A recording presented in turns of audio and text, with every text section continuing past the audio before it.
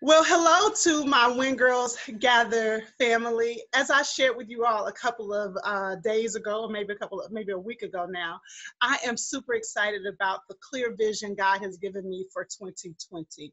This is the year that I am helping women define your happy. Hashtag define your happy. I want you to start working on it. I want you to start figuring it out. I want you to truly find what it is that makes you happy. And a lot of times as ladies, we just haven't taken the time to define what that means for us, because what makes me happy may not make you happy. My idea of a fun date with my man is to go to the bookstore with some coffee and we sit around and we read, and I show him what I'm reading, he shows me what he's reading, because we are nerds. That's what makes me happy.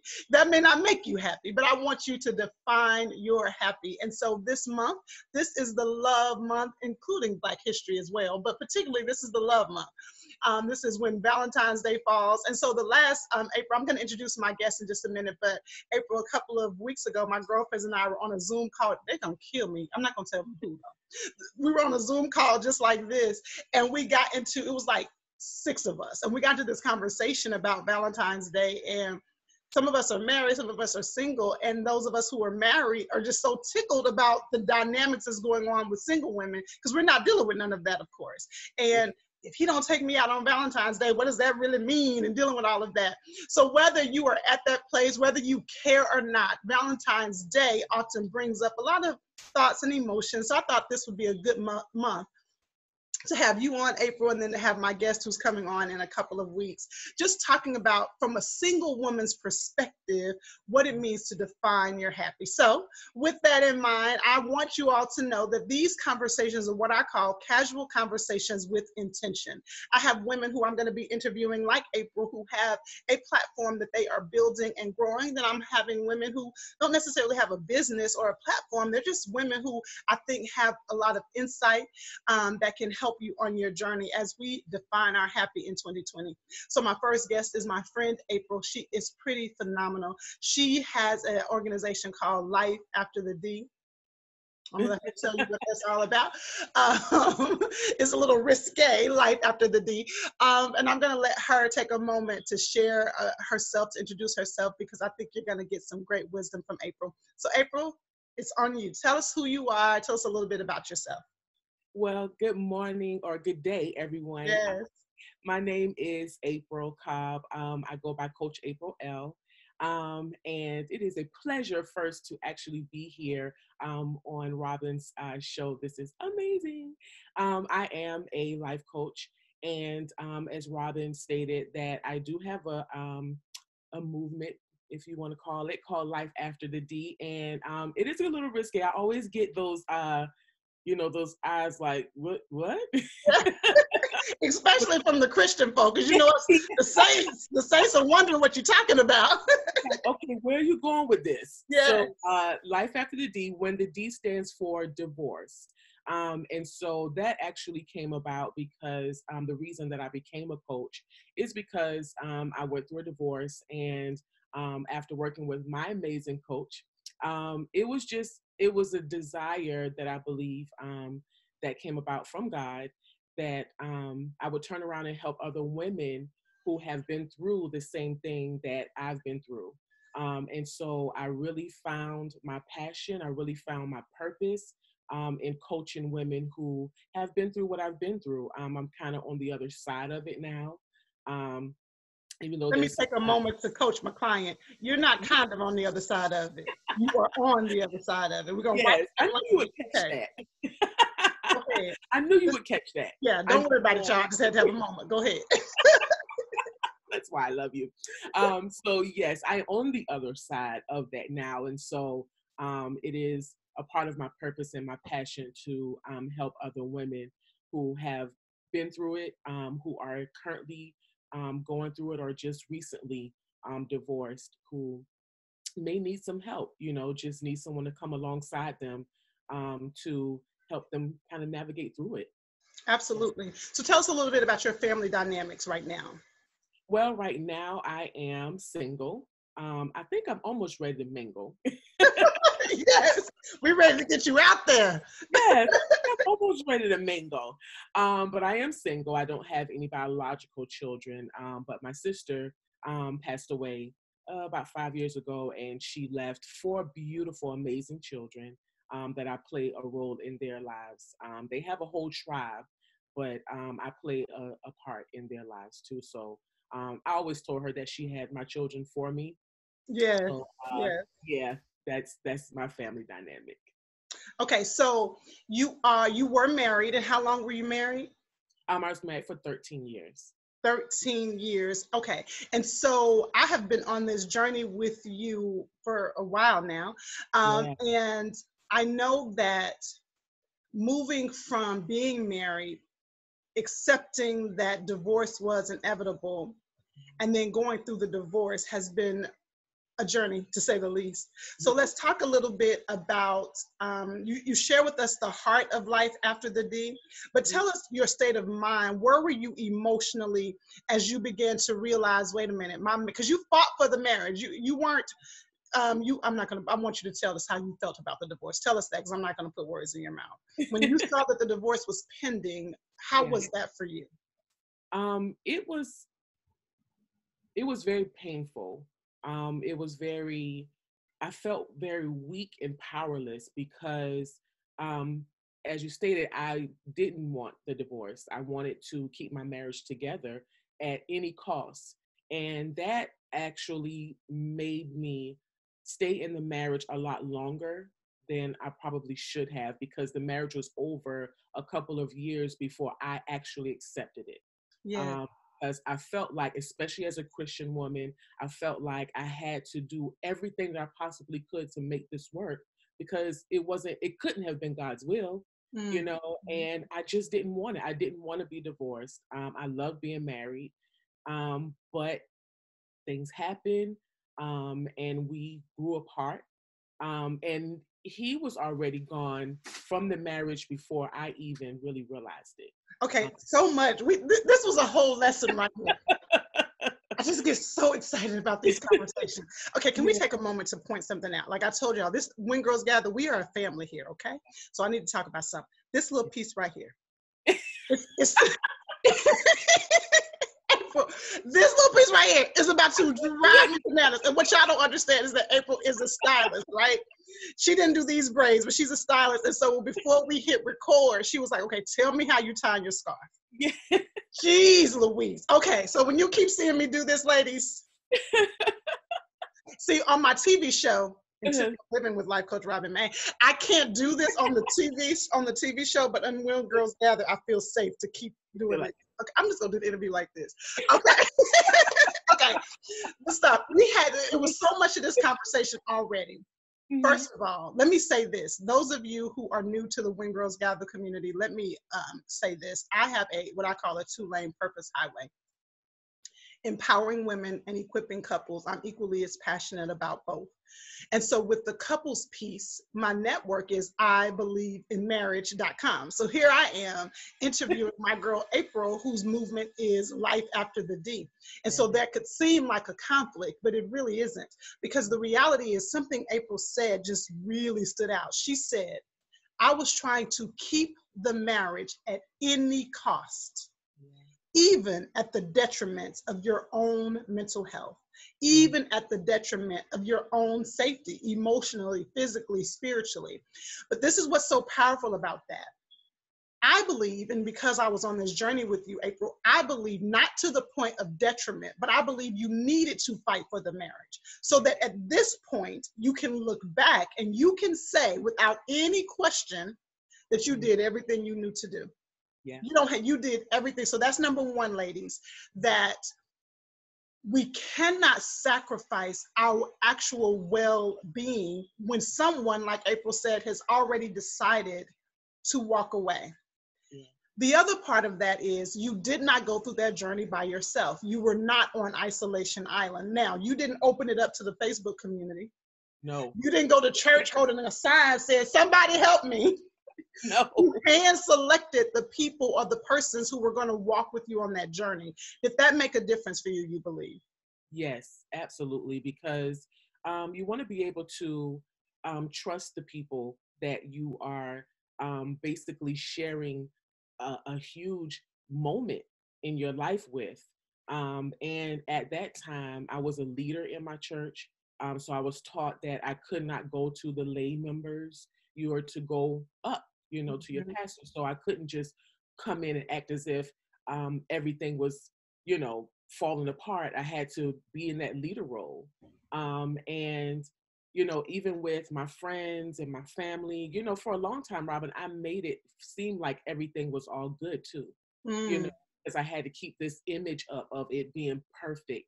And I did that until I just couldn't do it anymore. Okay, so talk about that. I kept this image up because I Mhm. had to make it seem like everything was perfect until Right. I just couldn't do it anymore. What started letting you know I cannot continue like this?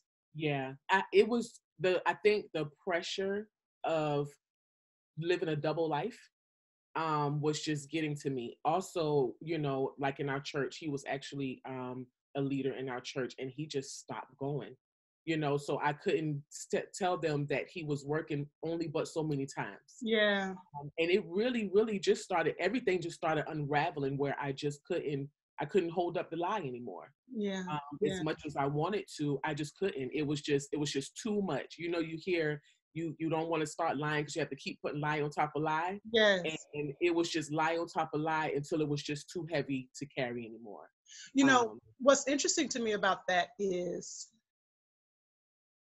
one of the things you hear me say, April, and those of you who've been rocking with me for a while, you've heard me say that it's critically important that as women of faith, mhm, that we're brutally honest with ourselves. right, Like, April, I know you're sick of hearing me say that. Like, you have to be brutally honest with yourself. yeah, Even if you're not ready to be brutally honest with everybody, even if you're not ready to welcome everybody into that, but when you're not being honest with yourself about what you truly feel, what it really is, like, let's just call it what it is.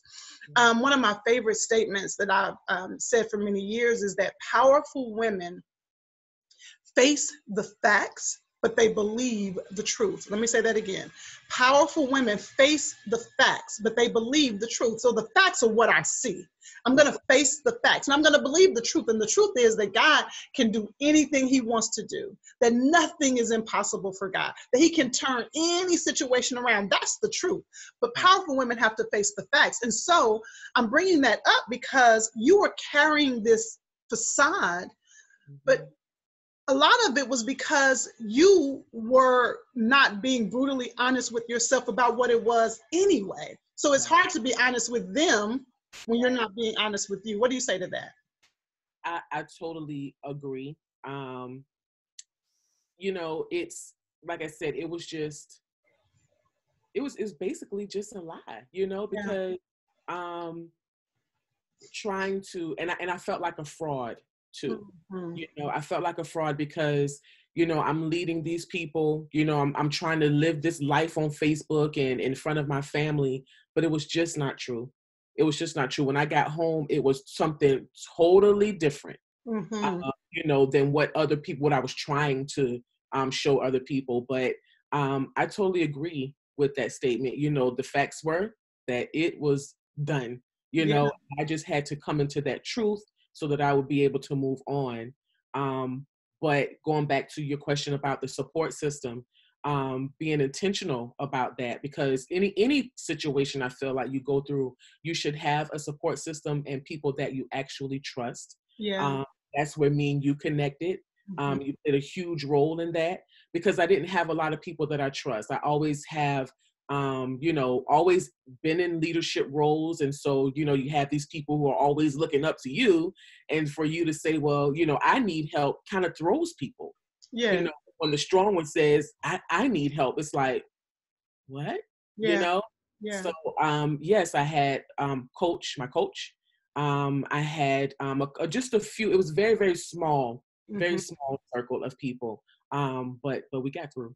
Let's talk about that very practically because you had me as your certified. So many of you know I'm a licensed therapist and I'm also a certified life coach.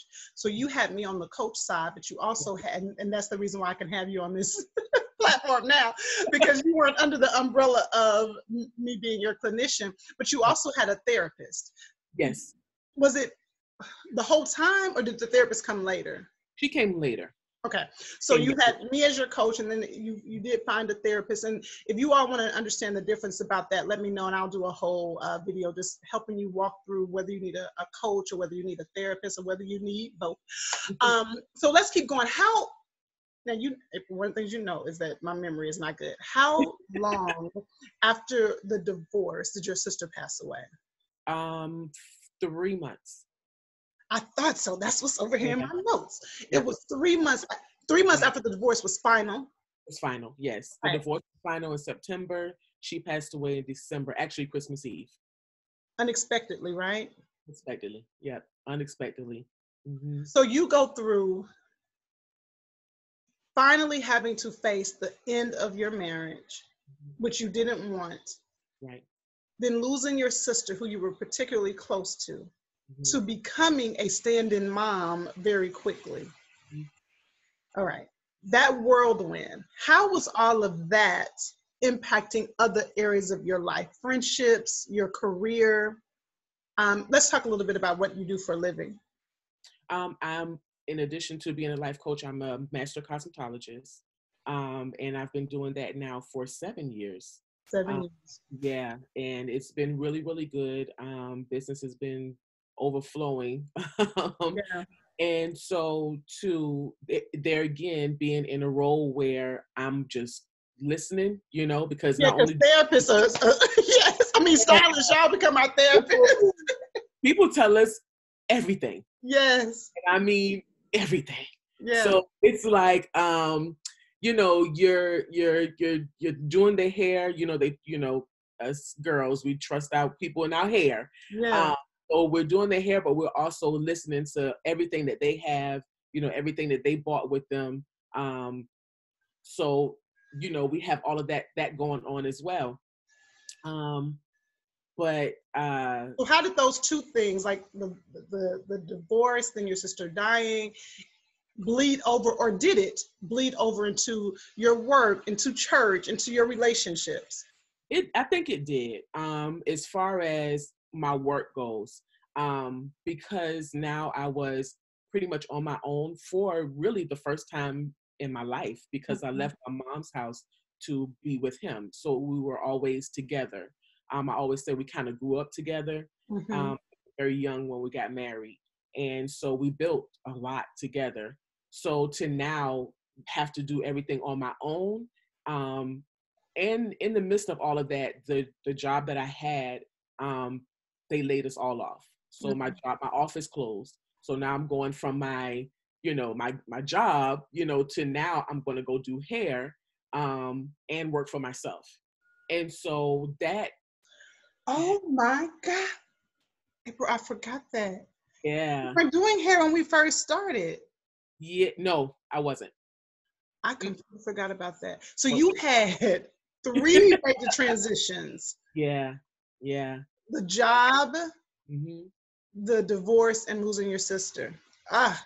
Yes. And that was, some things I feel like, are God ordained. And so even though he slid me into, the transition was pretty smooth with that, because I feel like doing hair was always a part of my purpose as well.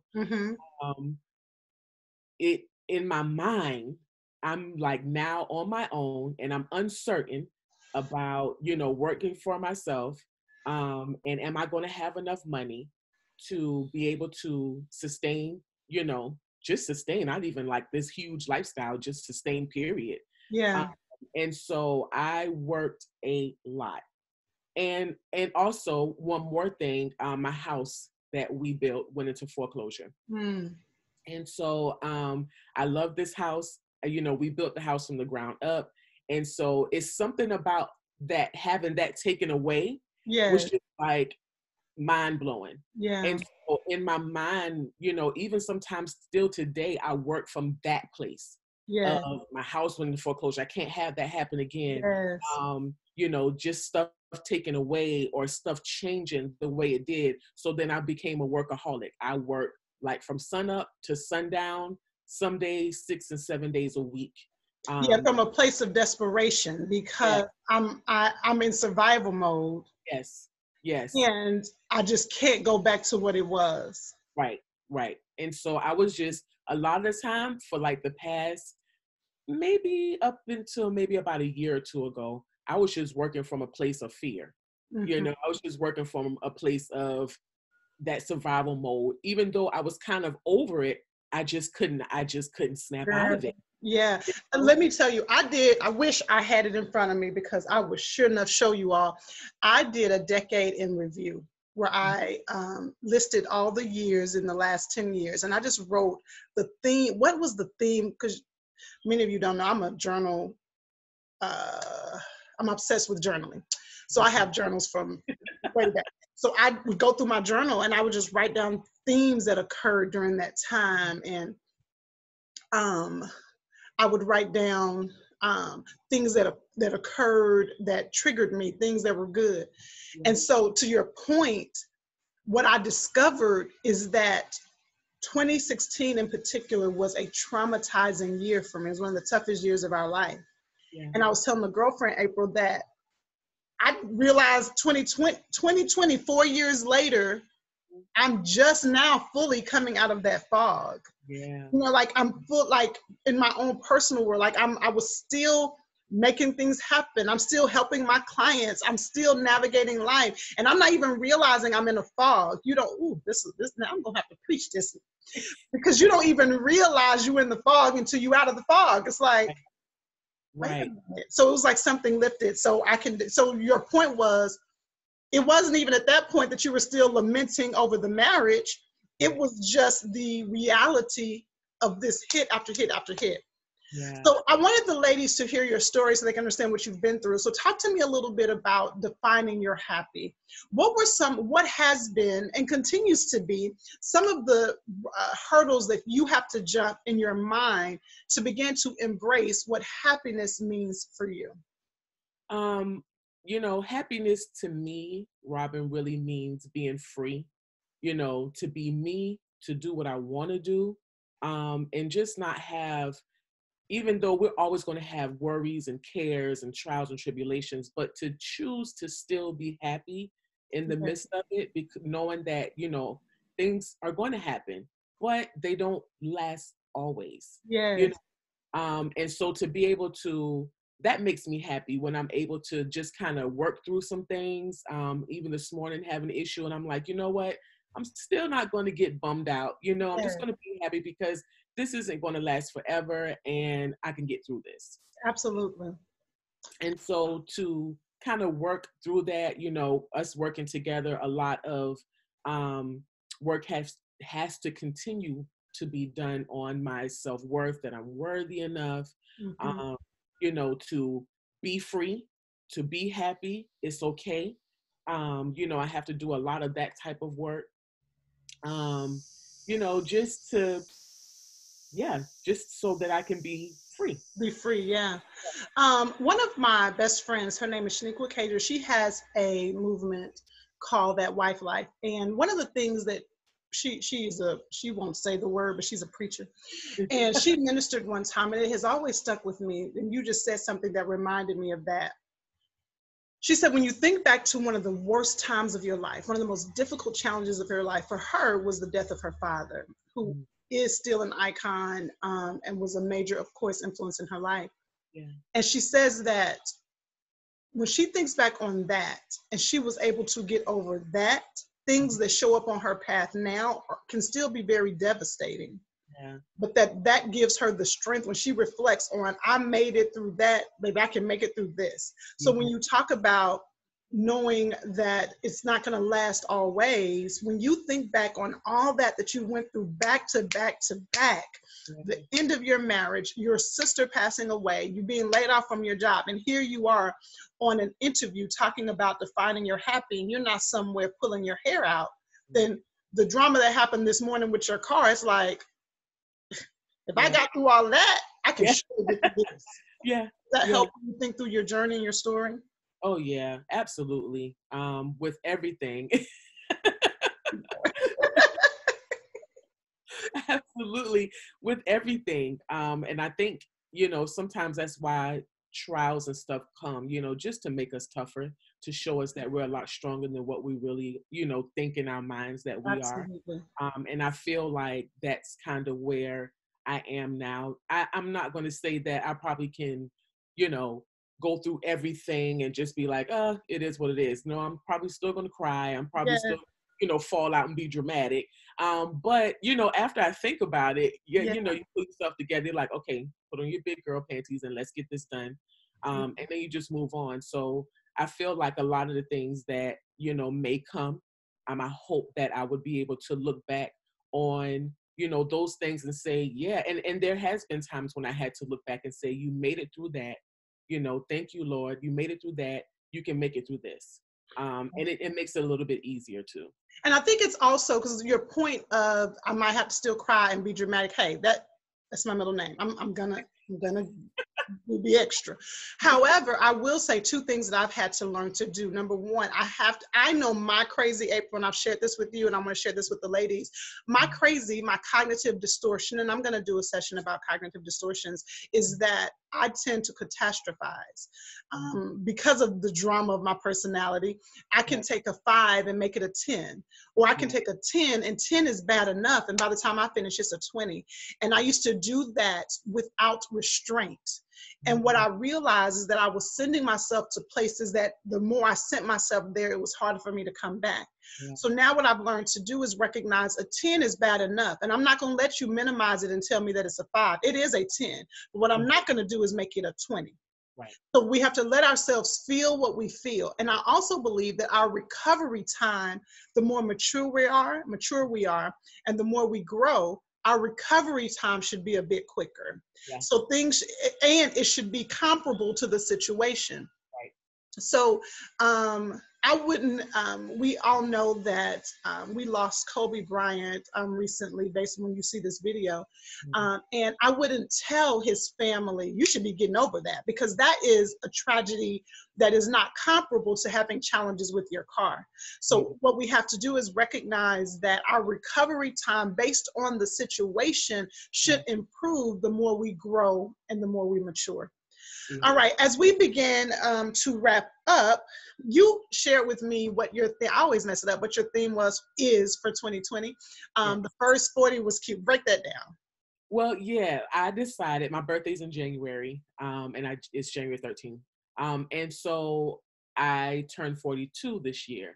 And so, I was kind of reflecting in December, and I'm like, I just kind of just woke up one morning like, the first 41 years of my life was real cute. Yes. But cute. But it taught me a lot, and I went through a lot, but it went so fast. Yes. That sometimes it was so many things that was going on and popping off, and I was pretending a lot because I wasn't free, that I don't even remember a lot of it. You kind of think back on some things and you're like, did that even happen? Yeah. Because I was so busy just pretending, trying to get through and just get to the next, that I wasn't actually enjoying the moments. I wasn't actually enjoying my life. And so I was like, that first 41 was cute, but the next 41, I can't do it that way. So my theme for this year is to be present, within myself, and to really lean into those good moments and to enjoy them. And just like you said, to when the things do happen, to be able to get through it quicker, because I know, that it's going to be okay later. Absolutely. Well, I only have 2 more questions. The first one is, I just want you to share really quickly a very practical way you've decided to embrace happy. And ladies, most of you are not hairstylists, but I want you to take the principle from this and see how you can apply it. You've made some drastic changes in your career schedule. Can you share that a little bit? I did.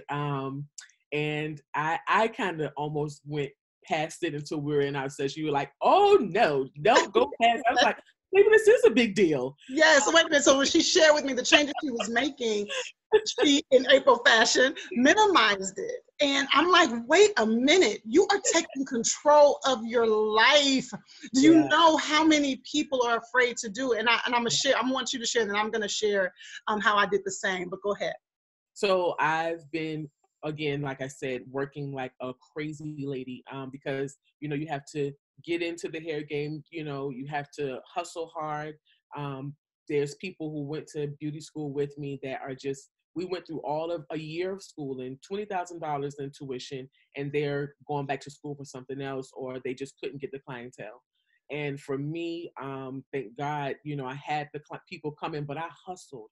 I hustled hard, and I worked from sun up sometimes to sundown. I was tired. Some days I worked 6 days a week, some days even 7. And then I finally got to a place in my career with my clientele, that I'm able to now take Saturdays off. And so, of course, everybody knows for stylists, Saturdays are the major You didn't days. say Monday. Yeah. Okay, Saturday. But guess what? I also took Monday off. Hey, go ahead. She took Saturdays and Monday. So the Yes. days that work, Tuesday, Wednesday, Thursday, Friday. Yes. Stylist. Yes. I will. Wait, if my stylist is looking at this, don't be getting no ideas. Go ahead. I'm sorry. Like, he was like, listen, my stylist, no. Hold on. Go ahead. So I would not give up my Mondays for anything. That's like a holy day. So I would not give up my Mondays. But I decided this year, actually, January 2020, that I was no longer going to work on the weekends. I was at a place where, you know, I just kind of looked up, and it was 7 years. And, you know, they say most businesses take 5 years to, you know whether or not you're going to last or not. And it's been 7. And I literally was working so much that I didn't even realize it. And I was just missing a lot of different activities. I have a whole nother business with Life After the D that needed to be nurtured.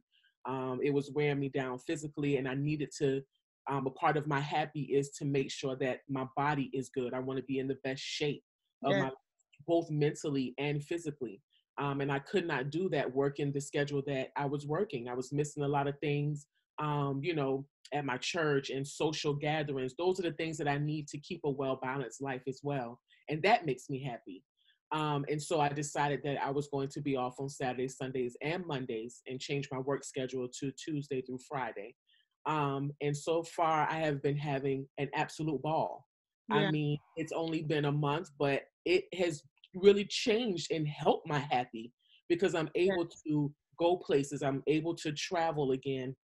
I'm able to just wake up on Saturday mornings and do stuff that normal people do, you know, whether it be sleeping late or just my laundry, or, you know, getting my car service, you know, just those type things. And it's really brought a balance to my life. And that balance has given me a boost in my happiness. And it gives me a sense of freedom, you know, that I'm able to do what I want with my time. Well, I want the ladies to hear that, because that's huge. Now, some of you are thinking, I'm not a hairstylist. I don't work for myself. I can't set my own schedule, but you can carve it out. You can figure out how to apply the principle to your life. As a mental health therapist, I was seeing, at one point, I remember I was seeing clients Monday through Saturday, literally from 9 in the morning to 5, 6 in the afternoon. You got to hear when I'm saying every hour on the hour, 9, 10, 11, 12. I did that for years. Then finally I said, wait a minute, let me stop. And I cut off Friday. So I was Monday through Thursday. Well, a couple of years ago now, I realized I literally felt like I was about to lose my mind, April.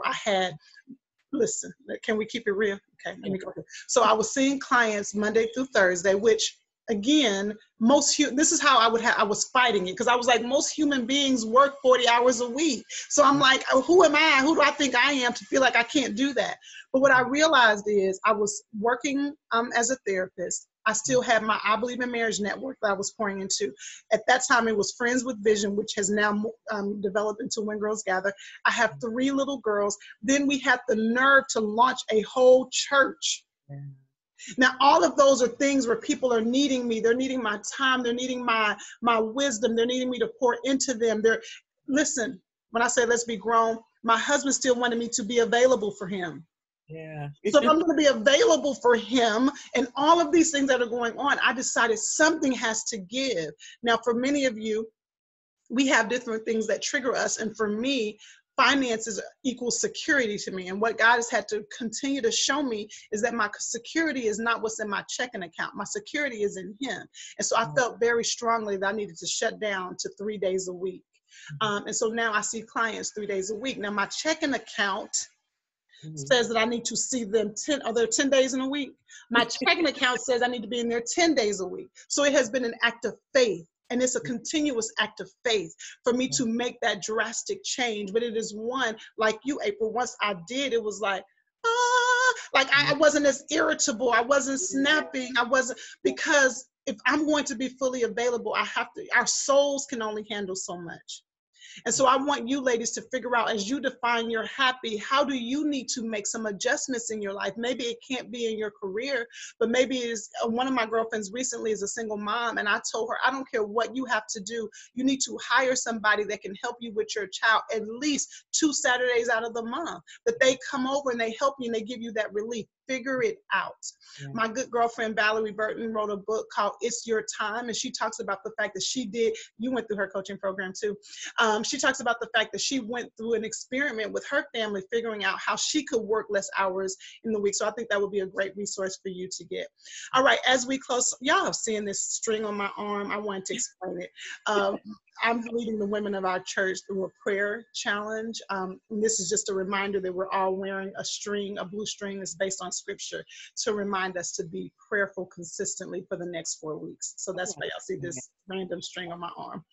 All right, so April, as we close, I would love for you to share with the ladies how to find you. So you have Life After the D for ladies who are still going through a divorce or who have been divorced, who need some encouragement, support, or community. Let them know how to find you there, and then share with them very quickly about Not Your Average Girl.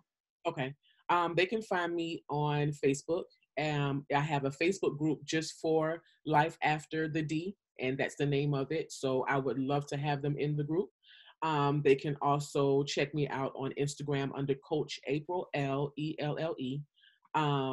And my website is april.com. All right, awesome. And then about Not Your Average Girl? Yes, Not Your Average Girl is also another movement that came about. She is still developing, but it's kind of like, it's so amazing to me because it came to me, the title came to me through one of my pastor's sermons. And then she just keeps kind of developing, but it's for women. It started off helping with self-confidence and women with low self-esteem, because that's who I was. She's kind of forming into a movement where women can just truly be who they are. I want women to really get back to that, get back to being classy, get back to being original. Everybody kind of, especially the generations behind us, everybody looks the same. And so Not Your Average Girl is that girl who is like, I'm not getting on this train. I'm going to do my own thing. I do things this way, the correct way, the moral way. And because I'm not your average girl, you know, we're not the average. We just all look the same, this cookie cutter thing that's going on right now. And no matter what I am, whether I like to go to the bookstore and read books, or go to the museum, or, you know, whatever it is that, you know, makes me happy, is what I'm going to do without any apologies, because I'm not your average girl. I love it. I love it. Ladies, I hope that this conversation has encouraged you, that it has blessed you, that you've taken some nuggets away. As you define your happy in 2020, I want you to be intentional about it. And these casual conversations with intention are helping you see how we are doing it, how women are figuring it out. And listen, none of us have it all together. None of us have it all together. So while April can walk us through this over here, we can walk her through this over here. Then when I can hold you down over here, you can hold me down over here. So let's create a community of women. So if there's a woman who you believe would be blessed by this conversation, invite her over here into the When Girls Gather community and let her be a part. Listen, I have some great things in store for us as we continue in 2020, and I cannot wait to share it with all of you. I'll see you soon. Thank you, April. Thank you.